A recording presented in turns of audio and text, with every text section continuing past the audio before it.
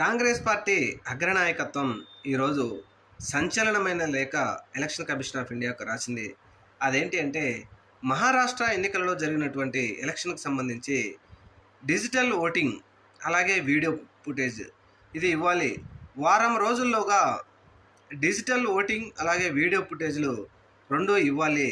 లేదంటే దేశవ్యాప్తంగా నిరసనలకు మేము మొదలు పెడతామంటూ సంచలనమైన వ్యాఖ్యలు లేఖే రాసింది.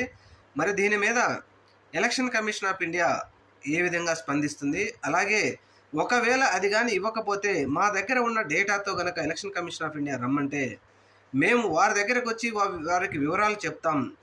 ఆ వివరాలు, ఆ డిస్కషన్ దేశవ్యాప్తంగా చూసే విధంగా ఏర్పాటు చేయాలి అంటూ ఒక సంచలనమైన లేఖే రాసింది ఎలక్షన్ కమిషన్ ఆఫ్ ఇండియా. మనం చూసాం 2024 సార్వత్రిక ఎన్నికల్లో ఆంధ్రప్రదేశ్తో పాటు ఒడిశా, హర్యానా, మహారాష్ట్ర లాంటి అనేక రాష్ట్రాల్లో ఈవీఎం ట్యాంపరింగ్ జరిగిందని మనం చర్చించుకుంటూనే ఉన్నాం. అధికంగా ఓట్లు లెక్కించారని మనం చర్చించుకుంటూనే ఉన్నాం. కాంగ్రెస్ పార్టీ మరి ఈరోజు రాహుల్ గాంధీ గారు ఈ విధమైనటువంటి లేఖ రాశారు. చూడాలి మరి ఎలక్షన్ కమిషన్ ఆఫ్ ఇండియా ఏ విధంగా స్పందిస్తుందో.